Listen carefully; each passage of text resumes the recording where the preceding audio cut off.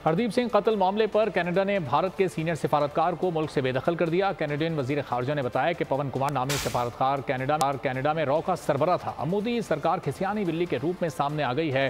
घटाई बेशर्मी की इंतहा करते हुए सीनियर कैनेडियन सिफारतकार को मुल्क छोड़ने का कह दिया।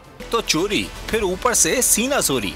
कैनेडियन वजीर खारजा की हकीकत ने मोदी को पूरी दुनिया में दहशतगर्द साबित कर दिया। तैनात भारतीय सफीर पवन कुमार कनाडा में रॉ का सरबरा था। कनाडा की वजीर खारजा मेलानिया जूली ने मीडिया को बताया कि कनाडा में आला तरीन इंडियन सिफारतकार पवन कुमार राय को मुल्क बदर कर दिया गया है। बैनुल-अक़वामी बदनामी पर भारत ने पर्दा डालने की भोंडी कोशिश की। मोदी ने जवाबी कार्रवाई में सीनियर कैनेडियन सिफारतकार को 5 रोज में मुल्क से निकल जाने का कह दिया।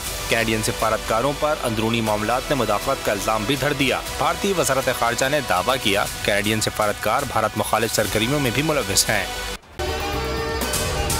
अगर आपको ये वीडियो पसंद आई है तो हमारे चैनल को सब्सक्राइब करें और बेल आइकॉन पर क्लिक करें।